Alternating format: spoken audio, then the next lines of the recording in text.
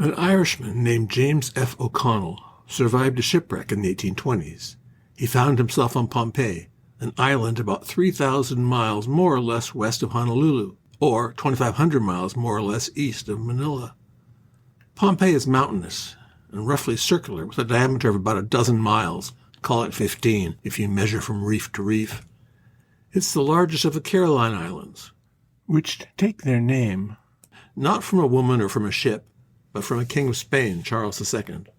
The islands got that name 150 years before O'Connell arrived, but the Spanish ignored the islands for a long time. O'Connell, in other words, was left to the mercies of the islanders who he thought were going to kill him.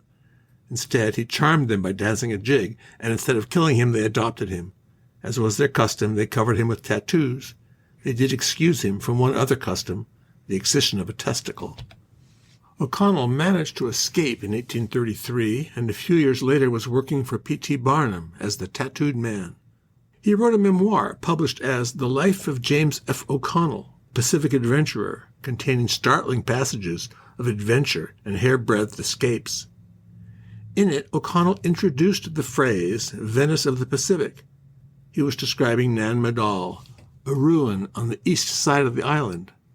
The website of the U.S. National Park Service recognizes Nan Madol as a National Historic Landmark and calls it, quote, the only extant ancient city built on top of a coral reef, unquote, and, quote, the earliest known example of centralized political power in the Western Pacific, unquote. Well, that's a puzzle. Why would the website of the U.S. National Park Service recognize as a National Historic Landmark a place that's not even in the United States? And no, it's not in a U.S. territory either. It's in an independent country called Federated States of Micronesia, or FSM. There is an explanation, of course, but let's return for now to O'Connell's captors. They warned him not to visit Nan Madol. In his book he says they told him, "You will die. You wish to see too much, you will die." Was O'Connell just another author pushing his book? Maybe. But 2 centuries later, I met a young man on Pohnpei. He was studying agroforestry and had lived his entire life on the island. It's a small island, and Nan Madol is very nearly Pohnpei's only claim to fame. But this young man had never gone to see it. You could argue that this is like growing up in New York City and never visiting the Statue of Liberty. But in 1907, Pohnpei was part of German New Guinea. The German headquarters were in the island's only town, which the Germans, without an excess of imagination, called Die Colony, and which is now called Colonia. The small German cemetery there has a tombstone.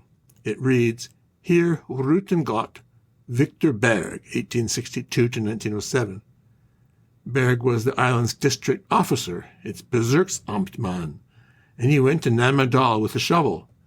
His Pohnpeian mistress had warned him not to do this, but he dug up some bones, came home, went to bed, and died. The German press ascribed his death to heat stroke, which is certainly plausible, but an American historian working on the island as late as the 1970s reported that islanders still believed that Berg had been killed by Rishla, or spiritual retribution. Another German, the ethnographer Paul Hambruch, came to Nan Madol a few years later with 4 men. They told him they were Christians. But according to Hambruch, quote, an unconquerable fear of the haunting spirits kept them from entering the stone enclosures, unquote. The Treaty of Versailles came along and assigned Germany's Pacific Islands north of the equator to Japan. A war correspondent for the Chicago Daily News soon visited. He was Junius B. Wood, and he wrote that his Pohnpeian host, who was a Christian, told him that he, quote, didn't believe those stories anymore. It's only what the old natives tell, unquote. Still, Wood says, he couldn't persuade his host or anyone else to accompany him on a visit to Nan Madol. Well, this just gets curiouser and curiouser. First, it's the Park Service listing Nan Madol as an American National Historic Landmark. Then it's the aura of mystery around this place. And then it's that almost nobody in the United States has even heard of Nan Madol, which was built when the Inca were dragging rocks up and down the Urubamba Valley. Everybody's heard of them. The Inca ruins are magnificent, but Nan Madol is awfully impressive too. Of course, Americans have never heard of Pohnpei, or for that matter of the Federated States of Micronesia. What do you expect? Americans like to take vacations in places famous for vacations, but they don't do geography. During and after World War II, they did have a modest interest in one of these islands. Most Americans of advanced age remember Truk, briefly famous for America's destruction there in 1944 of a large part of Japan's navy. Now it's called Chuuk, and it's one of the 4 islands of the FSM, along with Yup, Kosrae, and Pohnpei. All 4 islands, joined as the FSM, have been an independent nation since 1986 and a member of the United Nations since 1991, yet they rarely appear in the news. Perhaps that's a blessing. Several books have been written about them, but they're all from the post-war period, when the islands were taken from the Japanese and placed in the newly created U.S. Trust Territory of the Pacific. When the Stars and Stripes came down, American interest collapsed. I suppose that makes sense. People are generally more interested in stuff they own than in stuff that belongs to somebody else. You might wonder why Pohnpei didn't become another Bali or Mauritius, but Pohnpei has no beaches. Instead, it has lots of mangrove swamps, which sound exotic but aren't great for picnics. There are also no golf courses, casinos, or luxury hotels, which may be surprising since Pohnpei's mean monthly temperature is a balmy 81 degrees Fahrenheit year-round, except for the hot weather, when from February to May, the mean monthly jumps 1 whole degree to 82. That might have some appeal to some people, but the island's half-dozen rain gauges report annual totals varying from 142 inches on the coast to 323 inches in the interior. Perhaps it will help if I say that the driest month on Pohnpei is wetter than the wettest month in Miami. Now the island doesn't seem so attractive, and you may even start to feel sorry for the island's 35,000 residents confined on their remote island. Perhaps confined is too strong a word. In 1968, and during the heyday of the U.S. Trust Territory, Air Micronesia, controlled by Continental Airlines, began almost daily flights from Honolulu with 737s modified to land on coral runways. The flights continue today on United, though only 3 times a week. The flights run between Honolulu and Guam, with a variable number of stops, including not only Kosrae, Pohnpei, and Chuuk, but also Majuro and Kwajalein in the Marshall Islands. The runways at all these islands are now paved, but worried about getting marooned, the planes always carry a mechanic with a box of tools and parts. I see now that during the COVID-19 pandemic, flights have been reduced to once a week, and that's it, unless you have your own plane or yacht. I arrived back in the days of 3 flights a week. I had a reservation with a major car rental company, but the charming agent apologized. She had my reservation, but no cars.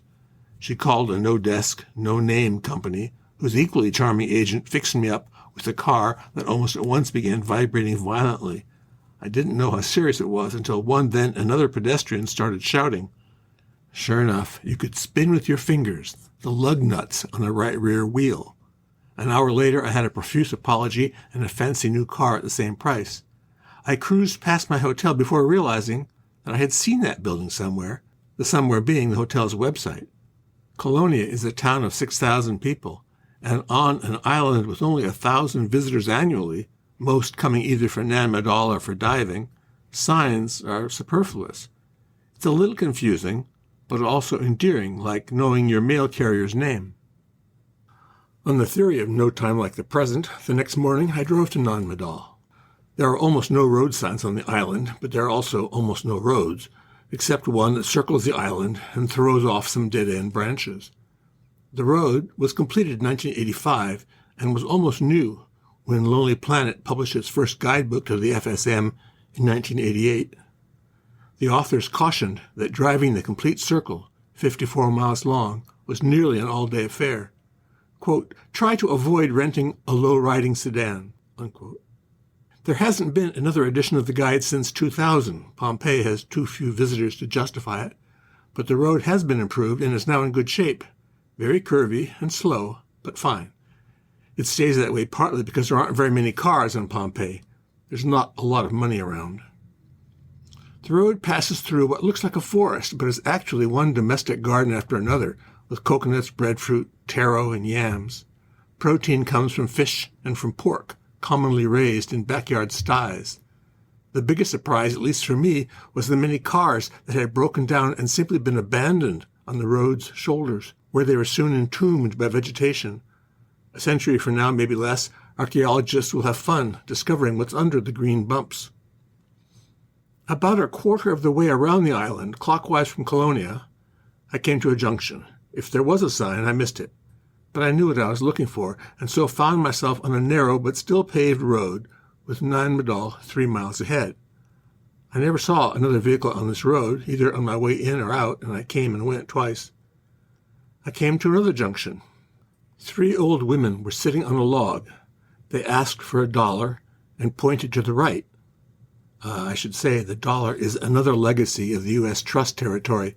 The FSM does not have its own currency. I have no idea where the dollar went, because both the FSM national government and the Pohnpei state government claim ownership of Nan Madol. So does the family that has a deed issued by the German administration more than a century ago. In 1985, just before the trust territory ended, the U.S. National Park Service listed Nan Madol as a historic landmark, which of course it continues to do, but at least Washington doesn't claim ownership. Neither does UNESCO, which made Nan Madol a World Heritage Site in 2016. The dollar went somewhere. The road came to an end at an empty parking lot with room for perhaps 4 vehicles. Just beyond it, there was an unpainted wooden building, apparently a house. There were no adults, but there were yapping dogs, a boy, and an older girl who asked for $3. By mistake, I gave her a 5 and 2 ones. She immediately handed back the 5, which I traded for a 1, and an apology. There was no ticket or receipt, and the girl gave no hint of expecting a tip. She asked if I wanted a guide. I declined, and she pointed to a path that must have been built fairly recently. I say that because into the 1950s, if not later, the only way to Nan Madol was by boat. The path is a convenience, but it's also a problem, because Nan Madol consists of 100 islets, most covering less than an acre, and scattered over almost 200 acres of barely submerged coral. Build a path that blocks the tidal flow between the islets, and the channels will gradually silt up and turn into dry land. Nan Madol will then no longer be James McConnell's Venice of the Pacific. Piles of basalt columns were scattered along the path. They were roughly 10 feet long, a foot thick, and so precisely hexagonal that they appeared milled. A couple of days later, I would see an abandoned quarry on the other side of the island, where a cliff wall was composed of the same naturally prismatic columns. A cubic foot of basalt weighs about 190 pounds, and so it's no surprise that Pohnpeians have never used basalt as a building material except for foundations. Someone else did, however. In Upon a Stone Altar, the historian David Hanlon writes that unknown Polynesian invaders took absolute control of the island about AD 1200. Whether by force or persuasion, or far more likely by a combination of the two, they induced the islanders not only to build Nan Madol, but for 4 centuries, to supply them with breadfruit, taro, yams, coconuts, fish, and perhaps most important, fresh water. The ruler of these invaders was a Sodeler, the Lord of Delur. Nobody knows whether Sodeler rule ended with the arrival of new invaders or with the revolt, but the last Sodeler is said to have thrown himself off a cliff in 1628 and turned himself into a small fish still found locally. The society ruled by the Sodelers disintegrated into a handful of communities ruled by hereditary chiefs perpetually at war with one another. The path ended at a canal. There was no bridge across it, but the islet on the other side was unusual, because it had few trees. That's because it's the only islet where the government fights forest encroachment. It does this because this islet, called Nanduas, holds the graves of the first Sodeler and some of his successors. Nanduas is a square roughly 200 feet on a side, and its perimeter is traced by a basalt log wall 25 feet high. As elsewhere at Nan Madol, the wall is composed of alternating rows of headers and stretchers, one row placed lengthwise, above and below rows placed end out for greater stability. The walls at Nan Madol are generally made this way, which means that they are 10 feet thick. Oddly, the 4 corners of the enclosure are slightly swept up. Frederick William Christian, a New Zealander who visited in 1896, thought they looked Japanese. 20 years later, the Japanese found the suggestion tempting. Junius Wood from the Chicago Daily News reported that, quote, "The present governor has a big white book.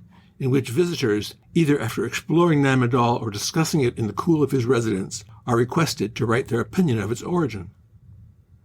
To build Nanmadol, thousands of stone logs weighing a ton each were quarried and probably floated around the island while supported by cables of hibiscus fiber tied to flanking rafts. This was a Herculean undertaking, but the foundations of the ruins are built of even larger stone logs, still hexagonal, but 4 feet thick instead of 1. Each of these foundation stones weighs about 20 tons, which may explain why James O'Connell wrote that the place evoked, quote, deep yet vague speculation. The immense size of a portion of the stones in the walls rendered it impossible that they could have been placed there without some mechanical contrivance superior to anything I met among the natives, and no contemptible degree of architectural skill was manifested in their construction, unquote. Paul Hambrook, the ethnographer, who reported that the islanders were too afraid of spirits to accompany him to Nanmadol, wrote that, quote, a tremendous piece of work was carried out, of which we who live in the machine age cannot have any conception, unquote. Similar things have been said of Inca stone work, but the real challenge for the builders of such places is not mastering levers and ramps, but turning human beings into slaves in an industrial army. How this was accomplished on Pohnpei is anybody's guess. I have no theories beyond shock and awe, by which I mean the usual blend of force and persuasion that keeps all civilizations ticking. The canal was about 20 feet wide, and the water was knee-deep, clear, warm, and almost glassy. The canal stretched perfectly straight about 500 feet to the north, past other islets. There was nothing to do but wade. The water was deep enough that I didn't have to dodge mangrove roots, which rise in shallower water like spear tips in medieval fantasy. On the other hand, the canals are said to harbor moray eels. What fool was this, wearing shorts and cheap shoes, holding his cheap camera overhead, and hoping for the best? There's a well-maintained path around the perimeter of Nanduis. It, too, must be new, because the ethnographer Hambrook has a photograph from 1910 showing the perimeter thickly overgrown. Rather than walking around the islet, however, I went straight into the enclosure through a gap in the wall about 10 feet wide. The rough ground led to the central, unmarked tomb of the first Sodeleur.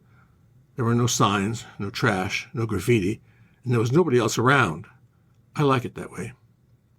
The tomb of the first Sodeleur is a stone log box about 25 feet on a side. It's made of basalt logs stacked about 5 feet high. A few steps lead down through an opening to what is now a floor of leaves and broken rock. The tomb used to have a stone log roof and was dark enough that Frederick William Christian, the visitor from New Zealand in the 1890s, used it as a darkroom. Some of his photos, by the way, appear in a book he published in 1899 under the title The Caroline Islands. Subsequent excavations have opened the room to daylight. No casual visitor will ever again use it as a darkroom or find relics to claim as souvenirs. The best stuff was dug up in the 1870s by Jan Kuberi, a Pole who mapped Nanmadol and unearthed enough relics to fill 100 shipping crates. Kuberi packed the stuff up and, in the best scientific tradition, put it on a ship headed to a German museum. Call it the Sodeleur's Revenge. The ship sank and nearly everything was lost. Kuberi continued to live on Pohnpei until 1896, when he hanged himself, apparently because of his wife's infidelity. A few years later, the Germans honored him with a monumental grave in the shape of a pyramid of basalt logs.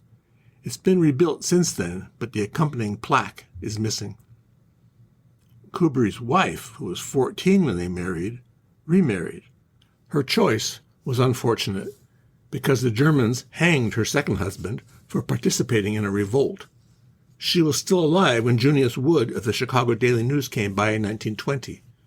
Talking to Wood about her life with Kuberi, she said, quote, "We went everywhere, England, France, Germany, Italy, Russia, but so much has happened to me since, and nobody here understands it, that I have forgotten." I didn't spot the other tombs in the enclosure, but I did scramble up the pile of stone logs at the rear wall of the enclosure. From that vantage point, I got a spectacular view of 2 more walls separated by water but parallel to each other. Breakers and the open sea lay beyond the second. I also saw from this vantage point the islet of Carrion, which has another tomb enclosure. 100 feet of water intervened, calm, clear, full of fluttering anemones, and one remembers the occasional moray. I wasn't organized enough to get a canoe. It's not like they're sitting around with gondoliers at the ready. But I did muster my nerve on my second visit. The anemones were waving like butterflies, and I saw no morays. The water wasn't more than mid-thigh deep, but coral, when broken into fist-sized bits, offers wickedly unstable footing.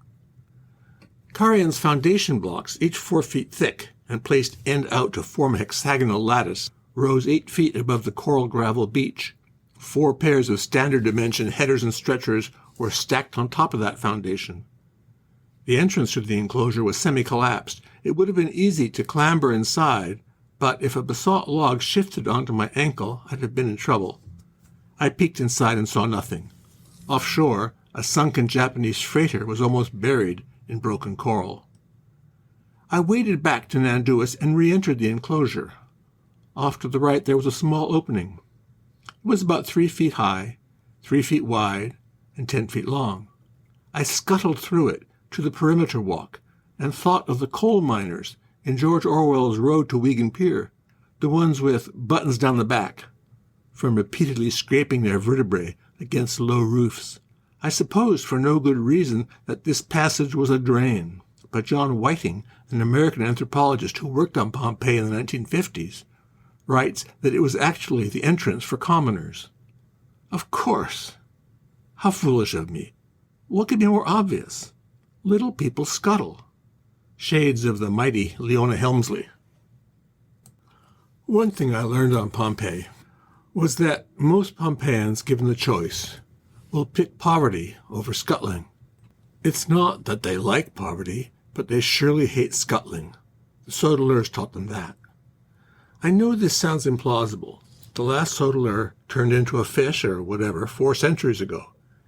And speaking as civilized people, surely we understand that a little scuttling isn't too high a price to pay for affluence.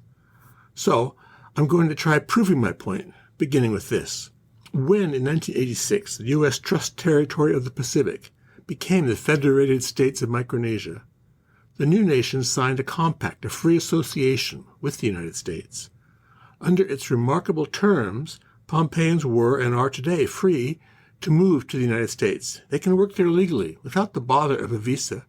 They need only arrive at the American port of entry and show an FSM passport indicating birth in the FSM or marriage to someone born there. It could hardly be simpler. Plus, after the 40 years of living in the U.S. Trust Territory, most islanders speak English, which beyond the 4th grade is the language of instruction in the FSM's public schools. Now, surveys suggest that if immigration to the United States was unrestricted, about 1 in 3 people in Latin America would move north.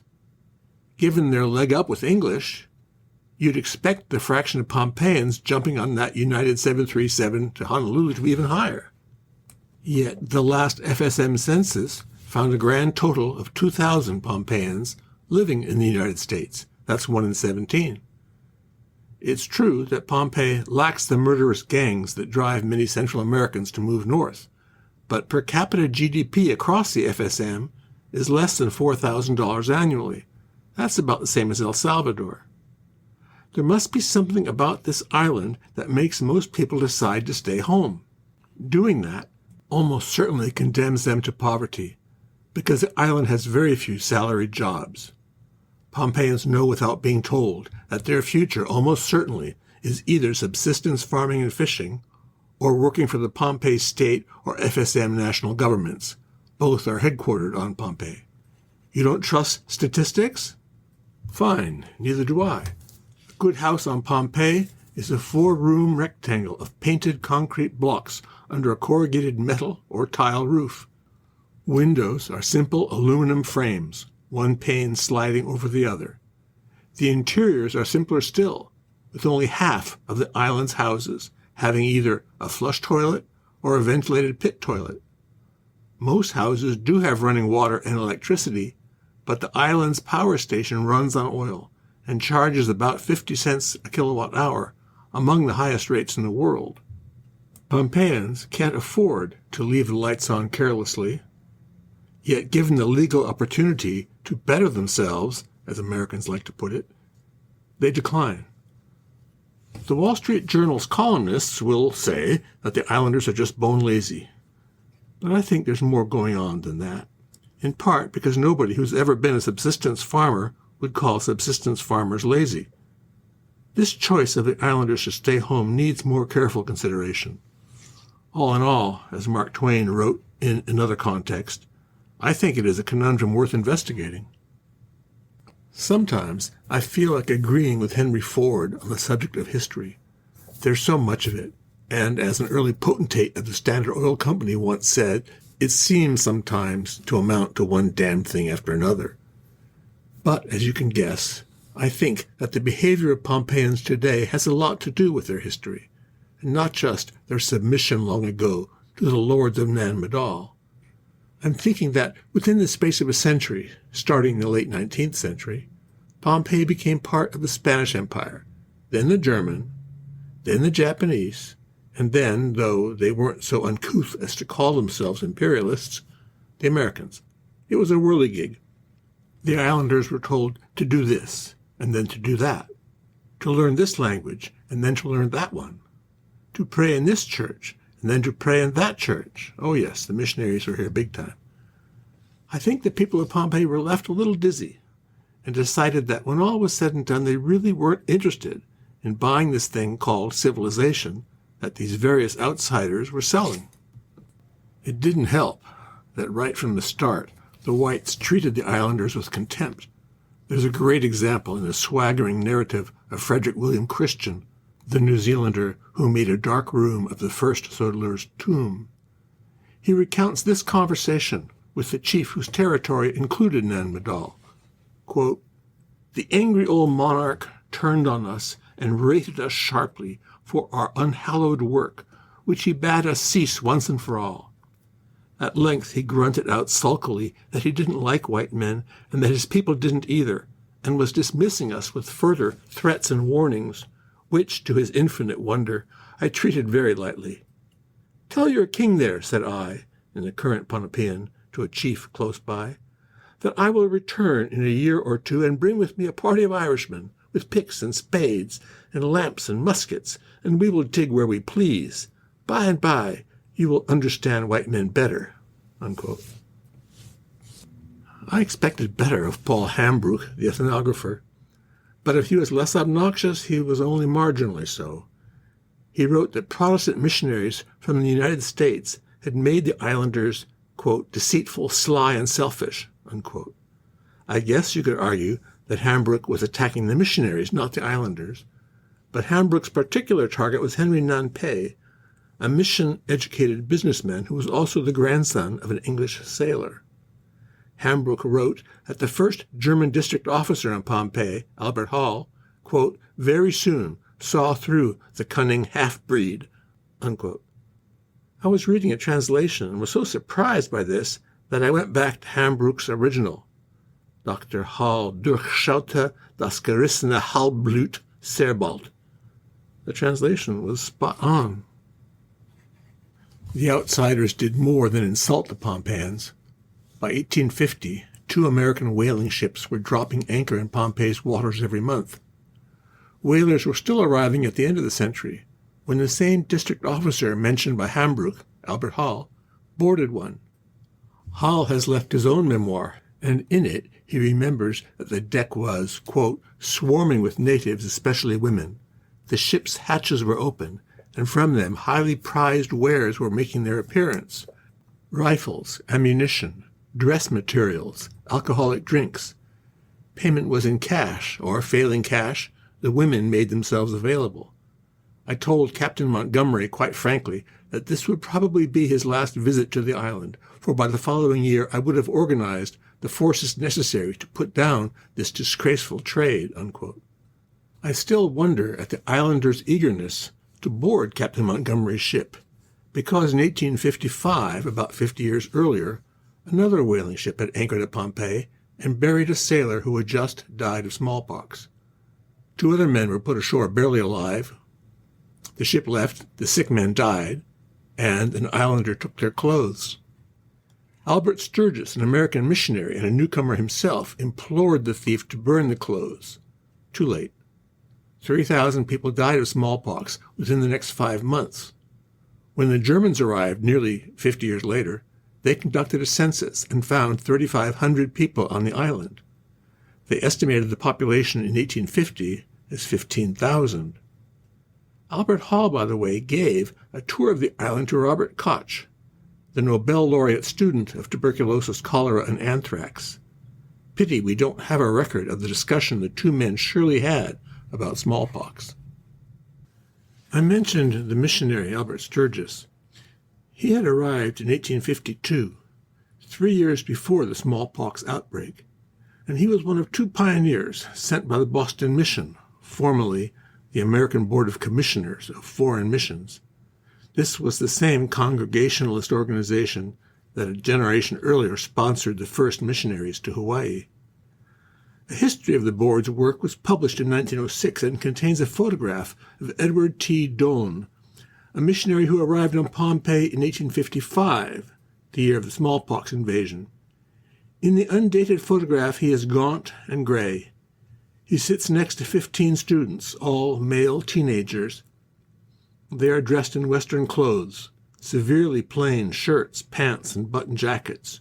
No skin is exposed except faces and hands. The caption refers to them as Doane's boys, but there's nothing boyish about them. They look like convicts. Doane sits, cross-legged, comfortable in his authority. I will offer a word in his defense. 30 years after Doane's arrival, the Spanish in 1886 set up the island's first colonial administration.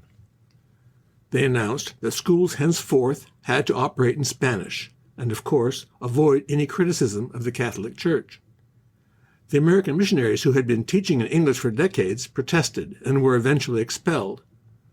One might think that there was general elation to see the backs of these killjoys, but one of the missionaries soon received a letter.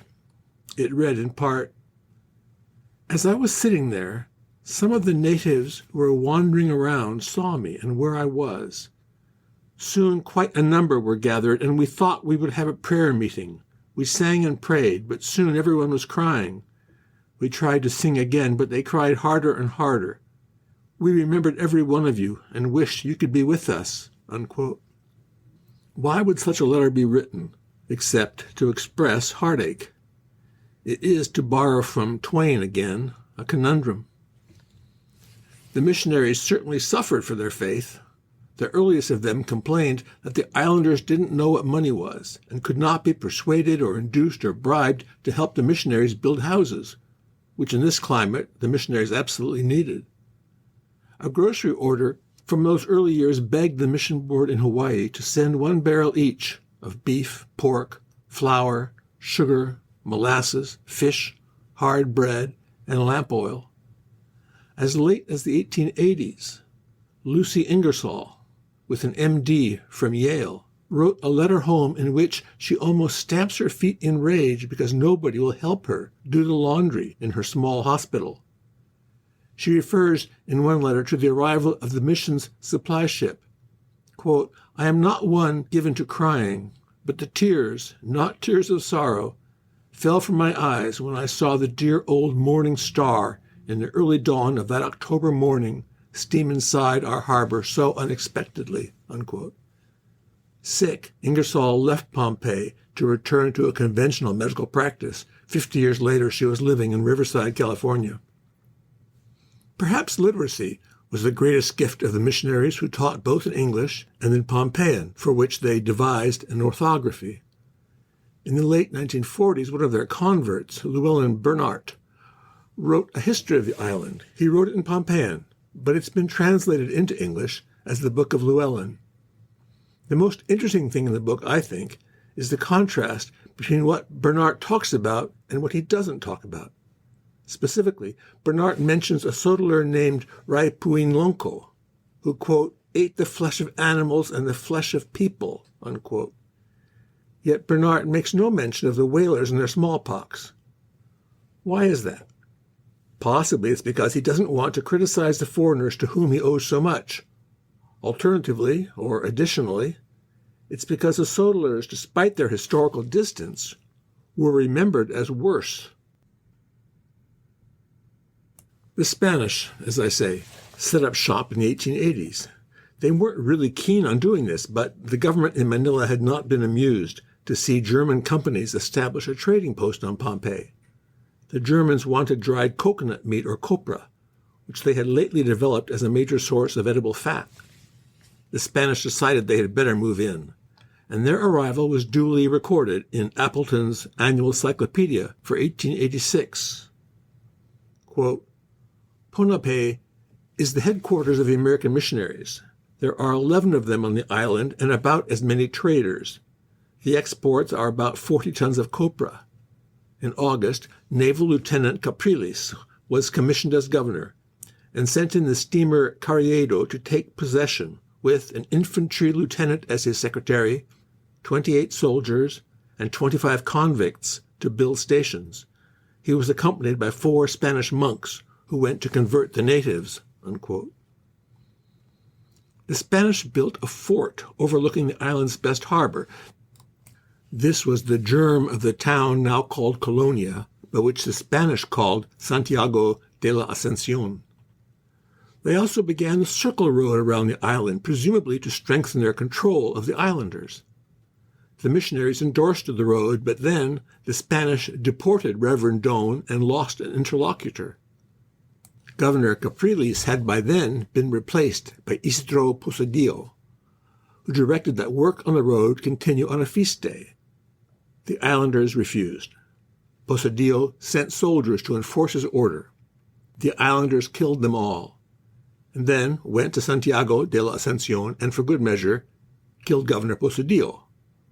On paper, at least, the Spanish had been in charge of Pohnpei for 1 year. Once the Spanish lost the Philippines to the United States in 1898, there was little sense in maintaining even the fiction of Spanish rule in the Carolines, especially because the Germans, still seeking copra, were willing to buy the place. The Spanish must have been delighted to leave. After Governor Posadillo's death, they had stayed close to their fort, yet continued to lose soldiers, 80 just in 1890. The last Spanish governor, Fernandez de Córdoba, in 1898, welcomed his German successor, the same Albert Hall who was going to put an end to the immoral behavior of whalers.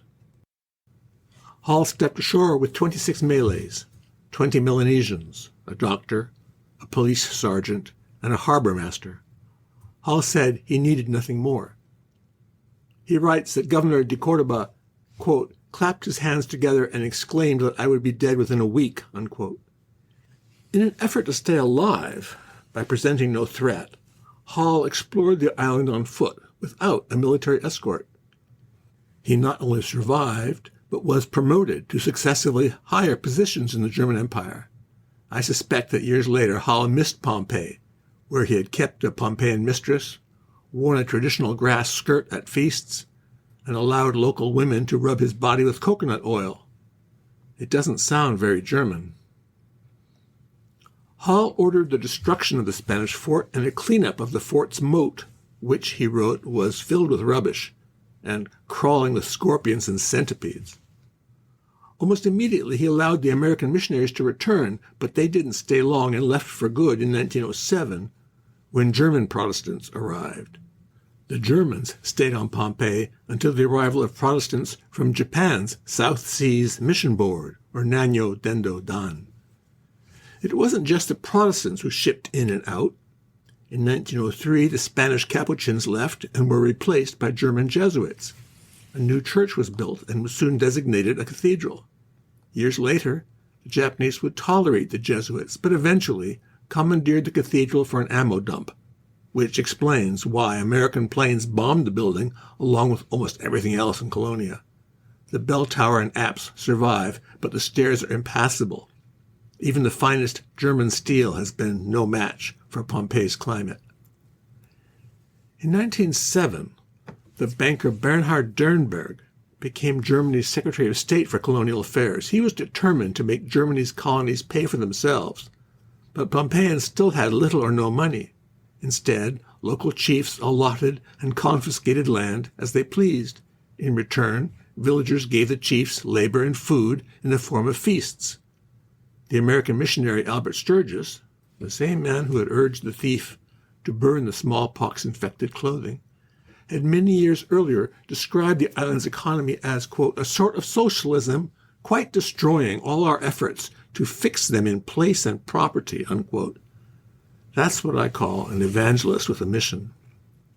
In 1907, Albert Hall, by then the Landeshauptmann, or governor of German New Guinea, returned very briefly to Pohnpei and, carrying out Derenberg's orders, announced that each family on Pohnpei would get a few coastal acres marked with physical boundaries and accompanied by a written title. The family would be required to plant coconuts at the perimeter of the property and to turn over a quantity of coconuts to the government. The village men would also contribute 15 days of paid labor annually for road building. In exchange, homesteads would no longer be revocable at the will of a chief, and the villagers would no longer have to provide the chiefs with labor and feasts. The government would instead pay the chiefs a salary, funded by the export of copra. Hall returned to his headquarters at Herbertshohe, now called Kokopo, on the island of New Britain, and underlings began distributing 1,100 deeds, covering about 25,000 acres, in holdings averaging about 20 acres. The Japanese economist Tadao Yanahara later observed that not a single parcel was sold during the German period. Perhaps there was no market because only a third of the island, all of it near the coast, was privatized. Of that third, only a third was cultivated. Land sales might have been more common if land had been in short supply, which is to say if smallpox hadn't killed most of the islanders. The Germans lost Pohnpei in 1914, so it's impossible to say whether they would have succeeded in making Pohnpei pay for its own administration.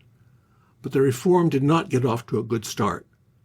Islanders were told that they had to dig holes every 8 feet along their property lines.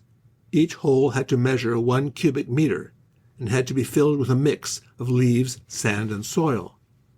The same historian who tells of Governor Berg's fatal digging at Nan Madol says that, quote, the German Secretary Gentner once berated a man in Kichi for not preparing his soil properly. The man threatened to kill Gentner if he ever returned, and Gentner never did, unquote.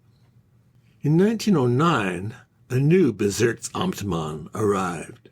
Somebody, perhaps a bureaucrat in Berlin with no knowledge of Pohnpei, had chosen for this posting a retired military officer who had just spent 25 years in Germany's African colonies. Decades later, an American anthropologist on the island was told that the new man, Gustav Boder, quote, used to question Pohnpeian tribesmen with a drawn revolver pointed at them, unquote. Once again, demands were made for the islanders to help build the island circle road. One man, judged insubordinate, was given 10 strokes with a wire-wrapped rubber hose. A chief who dared to ask for a pay raise for his men was physically thrown out of Boder's office. When one man on a road gang was beaten for not working hard enough, the entire gang quit. Boder decided to straighten things out, man to man. His staff doctor warned him that the islanders would kill him. Boder replied, "They can't." But he was wrong. He was shot in the belly, then in the head, then ritually mutilated. It took 3 months for a telegram to arrive in Berlin. It read Boder, Braukmann, Holborn, Hefner, and 5 native boat boys murdered, unquote. It took another several months for the Germans to react. Unable to catch the rebels, the German commander ordered the destruction of all food supplies. Within a few months, the rebels surrendered. Apparently shocked by his own tactics, the commander later wrote of the grausame Räuber, die wir waren, the cruel robbers that we were. Who was he? He was the young Edgar Freiherr Spiegel von und zu Peckelsheim. He went on to command a U-boat in World War I and on the eve of World War II was the German consul in New Orleans, where he probably sent information to Berlin about sailings to England. He ended the war on Heinrich Himmler's staff. Of the 500 men judged to be rebels, the Germans hanged the 17 they considered most culpable. Among them was the second husband of the wife of Jan Kubry, the amateur archaeologist who had dug into Nan Madol. The Germans also pardoned one man who was allowed to remain on the island with his family because he had secretly dug up Boder's ritually severed hand and returned it to the Germans. All the other men were deported with their families to Palau, an island about 1,500 miles west of Pohnpei. News of the rebellion eventually came to Albert Hall at his headquarters. With extraordinary understatement, Hall wrote that Boder, quote, perhaps did not know the character of the Pohnpeian people sufficiently well, unquote. Had communications been better, Hall might have warned Berlin that Boder was not the right man for Pohnpei. Instead, Boder lies buried with his hand in Colonia's German cemetery. A German Jesuit remembered the arrival of the Japanese in October 1914, and he wrote that the Japanese, quote, troops had gone through everything and had ample opportunity to steal whatever they wanted, but not the least little thing was missing after they left, unquote. The Japanese were honest and methodical, which sounds good, but they soon embarked on a development program intended less to help the Pohnpeians than to support the thousands of Japanese settlers who would reclaim swampland and make the island a center of rice production for export to the homeland. An American observer was impressed. Writing in the first issue of Foreign Affairs in 1922, George Blakesley, a professor at Clark University, wrote that the Japanese, quote, undertook the administration of the islands with commendable earnestness and energy. Experts and high officials visited the archipelagos in large numbers in the early months. The native chiefs were taken on visits to Japan. Roads were built, additional coconut trees planted, navigation buoys placed, surveys made, a regular subsidized steamship service to the islands was established, and trade and commerce with Japan were furthered. Sounding like later generations of development experts, Blakesley went on to say that, quote, the most striking feature of the Japanese administration is the establishment of elementary schools. The Germans had no government schools, leaving the education of the natives entirely to American and German missions. But the Japanese government, with much the same spirit which actuated the American administration in the Philippines, is extending elementary schools as rapidly as possible and requiring the attendance, wherever the schools are available, of all children from 8 to 15 years of age, unquote. Under the Japanese, there would be no more taking local women as mistresses, no more grass skirts and coconut oil rubs, no more interviews with a pointed revolver. By 1945, on the other hand, there were 13,000 Japanese colonists on Pohnpei. They outnumbered the Pohnpeians. The Japanese were all deported after the war, and their rice paddies were abandoned. But the Japanese had introduced a tuna fishery, and to preserve the fish until the boats could get back to the Colonia cannery, the Japanese built a hydropower station to power an ice factory. I couldn't find the ice factory, but a few miles from Colonia, the hydropower station is still there, along with some hopelessly rusted generators. The Pohnpeians did not revolt, perhaps because the Japanese stayed to themselves. As the economist Yanahara Tadao wrote at the time, the Japanese on Pohnpei, quote, live in the South Seas, but they know absolutely nothing about it, unquote. This was particularly true for the Japanese living in Colonia. The Germans had changed the town's name from Santiago de la Ascensión to De Colony, and the Japanese, I'm not making this up, made it Coronia. They named the main street Namikidori, or Tree Line Street. Ironically, they also widened the street by cutting down the mangoes that the Germans had planted for shade. An American visitor in the 1930s wrote that Namikidori had, quote, a movie theater, shops, and a nightclub and geisha house called the Sun and Moon, unquote. What it did not have was shade. Every building along Namikidori would be incinerated by American bombs. But on a nearby waterfront street, a building that housed a Japanese department store survives, today subdivided into several shops. It is a one-story affair of concrete.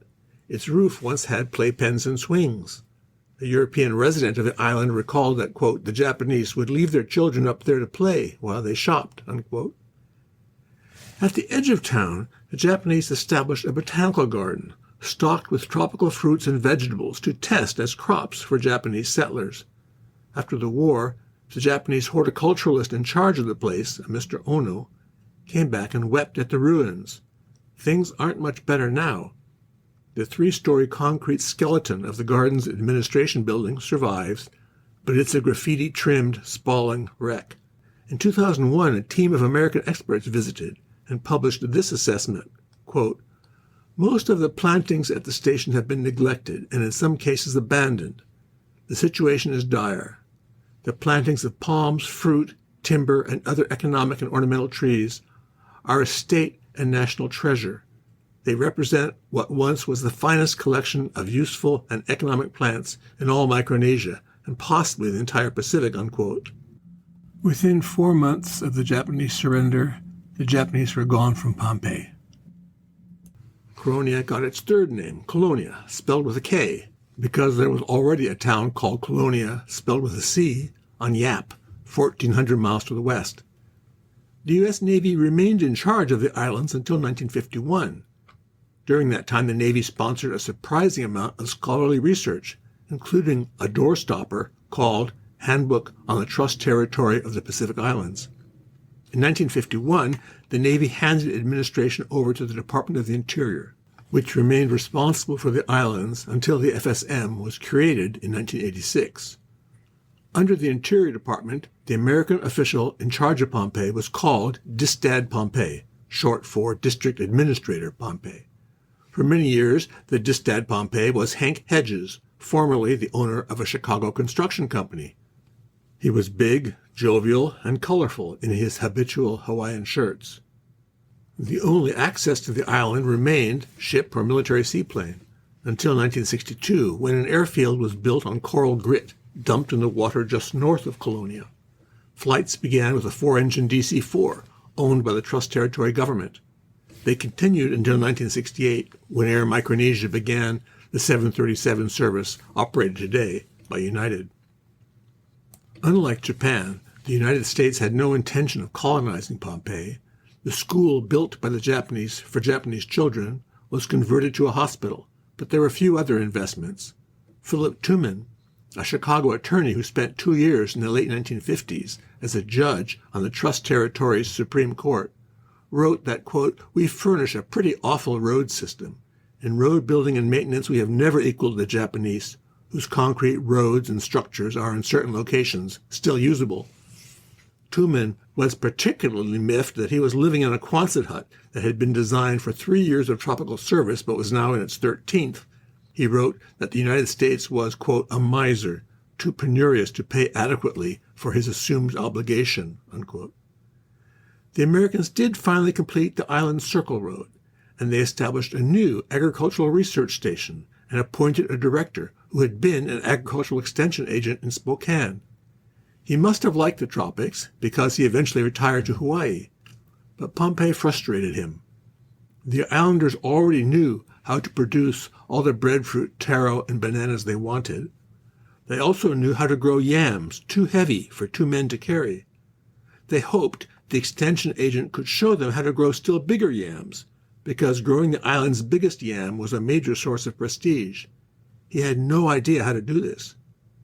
At least the Americans weren't pointing pistols at the islanders to force them to behave and become prosperous, happy, and modern. It's a dilemma for economic development programs. I'm thinking of a spot on the branch road to Nan Madol, where the forest had been cleared. There were no signs, but set back on the right about 100 yards, and at the top of a low hill, there was a building the color of ripe wheat. The building was 22 bays wide, with 2 tiers of identical rectangular windows on its 2 floors. The central 2 bays had a projecting colonnade topped by a cross. At the foot of the slope, a large house had a wide, shady veranda. On the other side of the road, a church had bells with New York 1911 embossed on their rusty surface. Beyond the church and down the hill to the waterfront, there was a dock, important in the days before the completion of the road from Colonia. The place was deserted, and it took me a while to figure out that I was at the home of the defunct Pohnpei Agricultural and Trade School, or PATS. If the school had had a tombstone, it might have read, born 1965, died 2005. It occupied the site of a 200-acre coconut plantation set up by German Jesuits to support themselves with copra production. Patz was the brainchild of the first American Jesuit to arrive on Pohnpei. The year was 1947, and Hugh Costigan was in his early 30s. He had been a bricklayer and plumber before entering the priesthood. He first worked on building a new church in Colonia to replace the bombed German one. In 1954, however, he moved out to the old German coconut plantation, and in 1965, he opened there the Pohnpei Agriculture and Trade School. He said he chose the name because he liked the sound of Pats. Costigan soon had a visitor, E.J. Kahn of the New Yorker.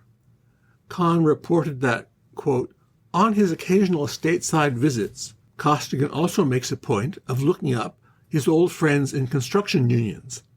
A couple of years ago, the nearly 1,500 members of one Brooklyn plumbers local assessed themselves a hand tool apiece for the mission. Costigan's otherwise austere bedroom at Tamori was furnished, when I last looked in on him, with a whole case of brand-new 16-ounce hammers. Costigan stayed at Pat's until his retirement in 1982. 5 years later, he died back in New York. One obituary quotes him as saying that in Pat's he had wanted, quote, simply to teach students how to produce for themselves and their families, unquote.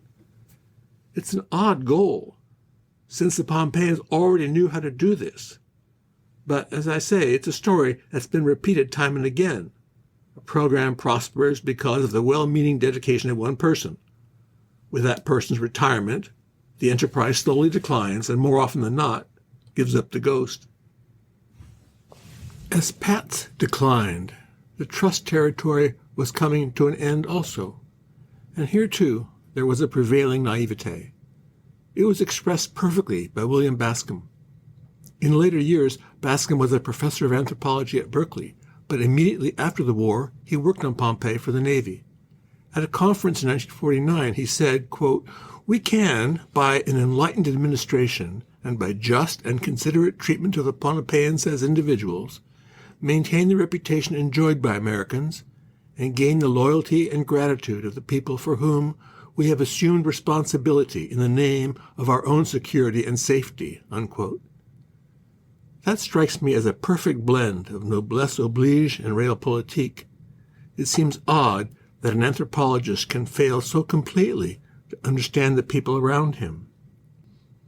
Colonia has a building that hints at America's eagerness to get rid of this semi- or demi-colonial burden. The building houses Pohnpei State Legislature. Who built it? Come round to the front and you'll see. Set on the sidewalk cement, there's a small steel plate with a cartoonish image of a bee holding some tools and wearing a sailor's cap. Yes, it's the emblem of the Seabees, the Navy's CBs, or construction battalions. If that's not hint enough, the United States also paid for a national capital for the SFM. It's a few miles west of Colonia, at the sleepy village of Palakir. I wish I knew who the designer of the Capitol was, because the Capitol complex uses lots and lots of fake basalt logs. Could the architect have believed that Pohnpeians would be impressed by the grandeur of the motif? Nan Madol terrified them. The United States should have had no trouble getting rid of these islands. Pohnpei, after all, has never been more than a blip on the U.S. State Department's radar. It had never been of great importance to the Spanish or the Germans or the Japanese either. A German historian writes that when the telegram arrived in Berlin in 1910 to announce the murders of Gustav Boder and his staff, quote, even long-serving employees in the Imperial Colonial Office had to think about where it was, unquote. So, too, when in the post-2001 world of diplomatic bunkers, the U.S. built a new embassy in Colonia, the old one was just the right size to find a second life as a drugstore. Yet divorce is rarely easy. Rather than cutting the trust territory loose, the United States agreed to the Compact of Free Association, Almost 40 years later, in 2020, the United States provided through the compact and subsequent amendments over half the budget of both the Pohnpei state and the FSM national government. That amounted to about $100 million for the national government and $19 million for the state government. It was also through this legislation that the U.S. National Historic Preservation Act applies to the FSM, and through that law gives landmark status to Dan Madal, with modest funding on a non-reimbursable basis. We often say in good humor that predicting the future is difficult, but here's a case where the future is easy to predict. Yes, the compact is to be replaced in 2023 by a trust fund. And yes, contributions to the fund are lagging so badly that the fund is unlikely to be able to replace the current subsidies. It sounds like a looming disaster, but it won't be. Why? Look at the new office building housing the Pohnpei state government. There's a plaque at the entrance stating that the building was a gift from the Chinese government. Could the tea leaves be plainer? The last thing the United States wants is to be replaced here by the Chinese, who would love to become the FSM's new rich uncle. Well, I'm no policy wonk, and I always return to what I can see. I remember that next to the scattered wrecks in Colonia's harbor, there were two working vessels. One was the Trinidad II, a purse seiner that began life in San Diego as the Lou Jean II. Her huge nets were drying on racks. They were woven so closely that nothing more than 3 inches thick could escape. The cord was so strong that nothing alive in the sea could break free. The other ship was the Kota Kinning, a container ship from Singapore. I've no idea what it brought to Pohnpei, but freezers in the town's 2 small supermarkets were stocked with Highland ice cream, probably made in Tyler, Texas. The store manager told me she wasn't sure if it had come via Honolulu or Guam, but it had definitely come by ship. So too had the Spam and the disposable diapers I saw not only in the supermarkets but in kiosks scattered around the island. So had the mountains of pig feed on display outside the town supermarkets. The Spanish had introduced pigs to Pohnpei, and pigs have now largely replaced roast dog, the islanders' traditional source of red meat. Big signs outside the supermarkets advertised starter, lactation, and pig grower, all from Australia. Some might argue on the basis of such evidence that despite all the blundering of the colonial powers and the incipient contest today between the United States and China, Pohnpei has become part of the modern world. David Hanlon, the historian, writes that under American administration the islands of Micronesia were, quote, remade into places that had the look, feel, sound, speed, smell, and taste of America, unquote. It's certainly true that I rented a car on the island and stayed at a hotel with air conditioning and Wi-Fi. It's also true that outside one of the supermarkets I saw a bulletin board with an index card seeking a trained accountant full-time. I should add that the advertised salary was $600 a month.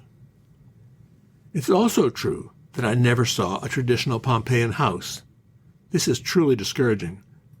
James O'Connell, the tattooed man, describes those houses in detail: a well-made stone floor, a peripheral rim of squared-off logs, and short vertical posts every 5 feet. The posts supported an enormous roof that was steeply pitched and thatched with palm. It slightly overhung the low walls of the house, which were faced with split bamboo. Such houses were photographed by the Japanese, and the U.S. Navy published some of the Japanese photos in the Civil Affairs Handbook for the East Carolina Islands, a book published in 1944, apparently in anticipation of an American victory. Now, of course, we have houses of concrete blocks and aluminum frame windows. There is an opposing view, however. Douglas Oliver, a Harvard anthropologist who coordinated a massive economic survey of the islands for the Navy, argued that, quote, cast-off dungarees, a smattering of English, and a mission handshake are not to be regarded as evidence of thorough Americanization, unquote. Albert Hall, the Bezirksamtmann in a grass skirt, wrote something along the same lines. He was friendly with the senior Spanish Capuchin, but he spoke no Spanish. The Padre spoke no German. So the two conversed in Latin. The padre told Hal that the pews were full on Sundays, but that in their, quote, hearts and among themselves, they, meaning his parishioners, held to the beliefs of their fathers, unquote. The American missionaries had the same problem. When they returned to Pohnpei in 1899 after an absence of about 10 years, they found that their teachings had been nearly forgotten. And then there's the brutal statistics of stay-at-home Pohnpeians, who just rather not move to the States. When I visited Pohnpei, more than a century after the Spanish and Germans had all gone home, I passed a funeral feast for a former state governor. The Germans had tried to eliminate feasting, but it still exists, and the circle road was so jammed with pedestrians that it took me an hour to go a mile. A roadside church was packed, but the real crowd was up the road. A live pig was lugged past, hanging by its feet from a pole carried by 4 men. A huge yam followed in a net suspended the same way. I met a man who had spent several years in Oregon. He said he had a brother in Portland who would never return to Pohnpei. Maybe he will, I said. But the man told me I was wrong. There had recently been a death in the family, and the brother had not returned for the funeral. That was it. No excuses about the cost of tickets or the demands of mainland life. The man telling me this didn't sound sad. He sounded scornful. On another day, I walked up a peak to look at some Japanese gun emplacements. At the trailhead, the driver of an unmarked cab leaned against his car and waited for a couple of foreigners to return from wherever they had gone. He figured that I was American, and he mentioned that he had worked for a while as a chef in a Japanese steakhouse in Lexington, Kentucky. Lots of rednecks, he said. I looked closely at his smile, and I searched for a hint of resentment, but I saw none. Instead, his expression implied or suggested something closer to poor bastards.